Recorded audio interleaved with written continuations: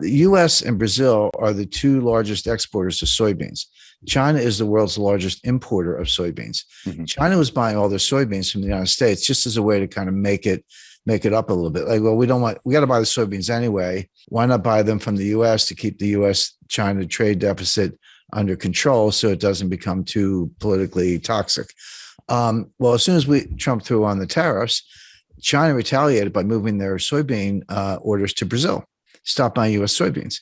Well, that's not a phone call. I mean, you're talking about vessels, port facilities, agriculture, trucks. How do you get the soybeans to the ports? How many do you grow? Where's the fertilizer coming from? Et cetera, et cetera.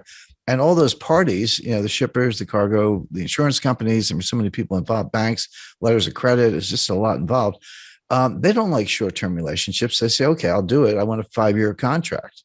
And China said, okay. So they reconfigured all those transportation lanes to get the soybeans from Brazil. All of a sudden, you're a U.S. soybean grower. You say, well, what do? Well, we start selling them to the Netherlands because the Netherlands needs soybeans too. So now instead of shipping them from like Port of LA to Ningbo and near Shanghai, we're shipping them from Port of Houston to, I don't know, France, in Marseille or someplace. Or Rotterdam. So the point being, you completely scrambled all these supply chain relationships. I talked to the guy who, this is a worldwide endeavor, but he was probably the single most responsible individual for all the significant developments in the supply chain in the last 30 years. And he said to me, Jim, you have to understand, it took us 30 years to build it. We blew it up in 3 years. It's not going to come back overnight. It's going to take 10 years or more to rebuild it. And what I talk about in the book is supply chain 1.0, which is 1989 to 2019, and then supply chain 2.0, which kind of starts now, but is going to go indefinitely because it's going to take a long time to put this together. It's it's like dropping a vase and it breaks in 1,000 pieces. You can't put it back together. You got to go buy a new vase. And that's what's going on with the supply chain. There will be a supply chain, there always is, but the new supply chain will look very different from what we've just come through. Because the whole 30 years of period I'm describing was built on efficiency, lower cost, lower cost, lower cost. It was kind of the Walmart model. So yeah, just-in-time inventory, everyone knows about that, but there's something called cross-stocking. That's where a truck pulls up at a warehouse and you unload it. Instead of putting the stuff in the warehouse, you move it to another truck that then goes to a destination. The stuff never goes in the warehouse. Inventories are very expensive.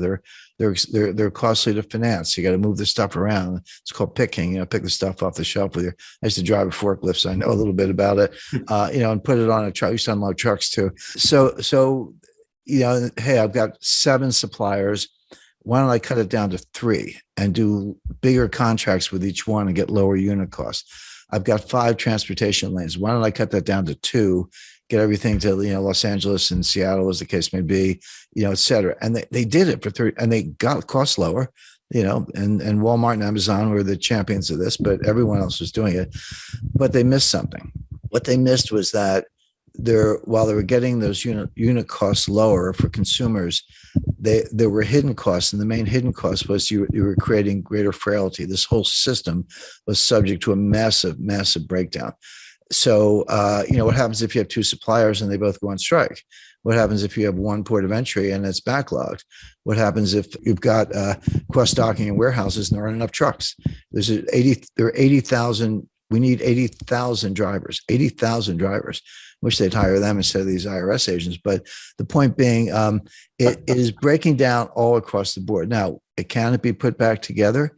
Yes, but the biggest difference between 2.0 and 1.0. This goes by different names. Janet Yellen called it friendshoring, and Macron called it a constellation of nations club, if you will. So you'll still have trading partners. You'll still have outsourcing. You'll still have transportation lanes, but it'll be members only. It'll be basically democratic, kind of liberal republics, Western Europe, the EU, of course, US, Canada, Australia, New Zealand, Japan, India, we expect to be included. Friendly nations, but China's out. We're decoupling from them. They're decoupling from us. This isn't US driven. The US is participating, but this is what China wants too. Both sides are decoupling as fast as they can. China can develop its own network, maybe Central Asian republics, some Southeast Asian suppliers and so forth, but they're going to lose customers. Well, most of their customers actually in the United States. We won't buy their stuff and we won't sell them our stuff, particularly high tech stuff. So the world's going to break, and these new clubs are going to be formed, and there will be trade and there will be transportation lanes, but it'll be much more restrictive. Now, will prices be a little higher? Yes, but it'll be more secure. So the way I describe that, if you buy insurance on your house, or I buy insurance on my house, you don't want your house to burn down. You hope it doesn't. But if it does, you don't think your insurance premiums are a waste of money. Like when you write that check, you're like, that's money well spent. When you pay higher prices for consumer goods, the delta between the old price and the new price is your insurance premium for a more reliable system. And also, there's a big national security component to this. And I talk about Russia and Ukraine and China in the book. So that's all. So the how the supply, what the supply chain breakdown means. Chapter 1, Chapter 2, what caused it, and we talked about that. And 3, where is it going?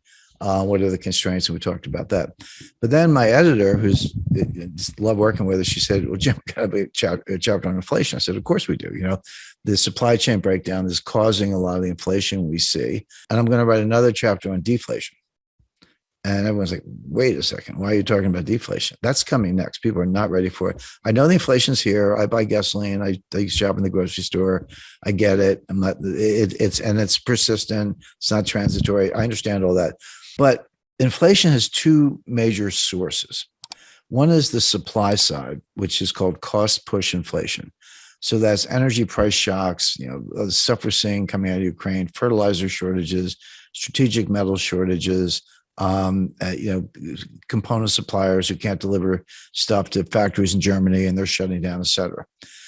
The other cause is from the demand side, and that's called demand pull inflation. Basically, it's psychological. Consumers pull demand forward. They're like, hey, I was thinking of buying a refrigerator. I better buy it today because the price is going to go up in 6 months.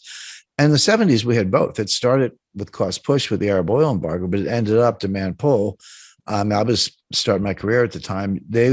Your boss would just give you a raise. You didn't even have to ask. Inflation was going up so fast. Like, I better give this guy a raise. Here's another, $30,000 or whatever, because people would quit. And that sort of spun out of control until Volcker squashed it all. Right now, we do not have demand pull inflation. We don't. This is not what's going on. We do have cost push inflation. The difference is hugely important because cost push inflation from the supply side, which is, again, when I talk about in the book, it's real, prices go up, but it's self-negating. The old saying that, the cure for higher oil prices is higher oil prices, because when they get too high, people stop driving. They shut down various activities. By the way, if you're unemployed, you're not buying any gasoline because you're not going anywhere. I mean, that's kind of a nasty way of putting it, but that's how cost push inflation, tips into a recession, and then prices come down. And we saw that in 1974. You had Jerry Ford and Alan Greenspan walking around with they had these win buttons, WIN, which stood for whip inflation now, except we had a recession and prices collapsed. Now it came back by 77 with for a lot of reasons, but right now we don't have demand pull. We have cost push. It will go away when this economy goes into recession. And then we're going to be talking about disinflation and deflation, which are, kind of close cousins. And the Fed's going to be out on a limb as usual, raising rates in the face of a recession and a price collapse.